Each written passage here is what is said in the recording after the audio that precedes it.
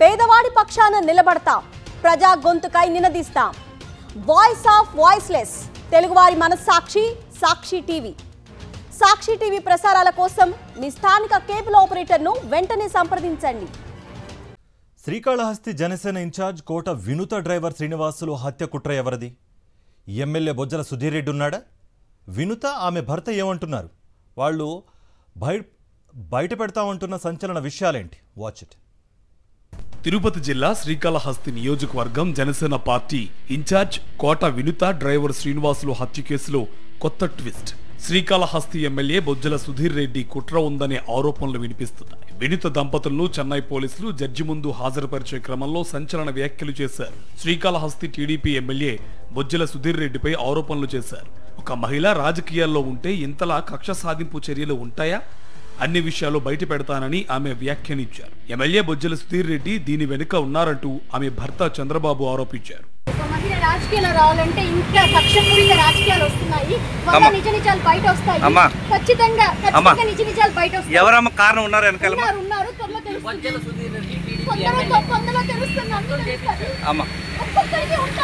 ఒక మహిళ రాజకీయాలు రావాలంటే ఇంకా కక్షపూరిత రాజకీయాలు వస్తున్నాయి. నిజ నిజాలు బయట వస్తాయి. ఖచ్చితంగా నిజ నిజాలు బయట వస్తాయి. ఎవరమ్మ కారణం ఉన్నారు వెనకాల? ఉన్నారు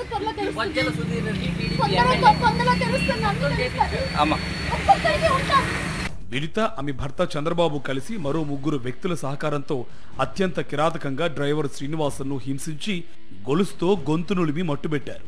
ఆనవాళ్లు మిగలకుండా చేసేందుకు పక్క రాష్ట్రంలోని చెన్నైకి మృతదేహాన్ని తీసుకువెళ్లి ఓ నదిలో పడేశారు. సీసీ ఫుటేజీల ద్వారా లభించిన ఆధారాలను బట్టి ఈ భార్యాభర్తలే ప్రధాన నిందితులుగా చెన్నై పోలీసులు గుర్తించి మొత్తం 5గురిని అరెస్ట్ చేశారు. జనసేన పార్టీ శ్రీకాళహస్తి ఇన్ఛార్జ్ కోట వినుత బొక్కసంపాలెంకు శ్రీనివాసులను తన వ్యక్తిగత సహాయకునిగా డ్రైవర్గా నియమించుకున్నారు.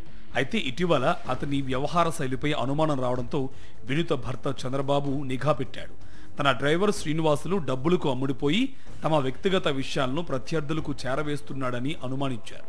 తమ వ్యక్తిగత ప్రతిష్టకు భంగం కలిగేలా ప్రవర్తిస్తున్నందున అతన్ని ఉద్యోగం నుంచి తొలగిస్తున్నట్టు ఈ నెల 21న వినుత సోషల్ మీడియాలో పోస్ట్ పెట్టారు.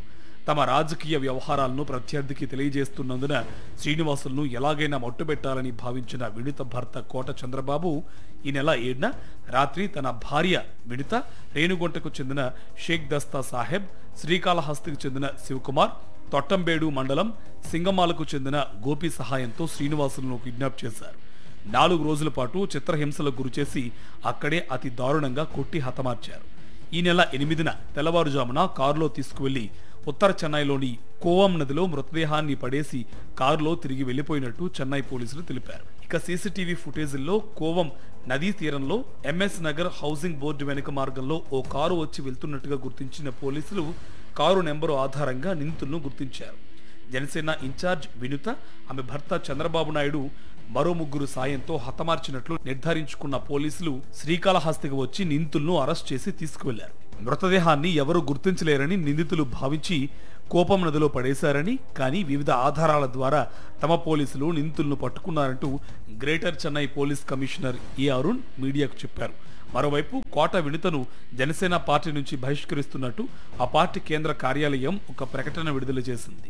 ఇదిలా ఉంటే శ్రీకాళహస్తి నియోజకవర్గం టీడీపీ ఎమ్మెల్యే బొజ్జల సుధీర్ రెడ్డి వర్గీయులకు తమ రహస్యాలు, కార్యకలాపాలను చేరవేయడంతో పాటు కొన్ని వీడియోలను చిత్రీకరించడంలో జూన్ 21న శ్రీనివాసులను హెచ్చరించినట్లు ప్రధాన నిందితులు పోలీసులకు వాంగ్మూలం ఇచ్చినట్టు చెన్నై పోలీసులు ఒక ప్రకటనలో తెలిపారు. తొలుత శ్రీనివాసులను హెచ్చరించినప్పటికీ అతని ధోరణిలో మార్పు రాకపోవడంతో మళ్లీ పిలిపించి 4 రోజులు తమ ఇంట్లోనే అతన్ని బంధించినట్లు వారు అంగీకరించారని పేర్కొన్నారు. అయితే ఈ నెల 7న బాత్రూమ్ కని వెళ్లిన శ్రీనివాసులు ఎంతకు తలుపు తీయకపోవడంతో చంద్రబాబు ఆగ్రహంతో తలుపులు పగలగొట్టి శ్రీనివాసులను ఇనుప గొలుసుతో గొంతునులిమి చంపేసినట్లు నిందితులు తమ వాంగ్మూలంలో తెలిపారని పోలీసులు వివరించారు.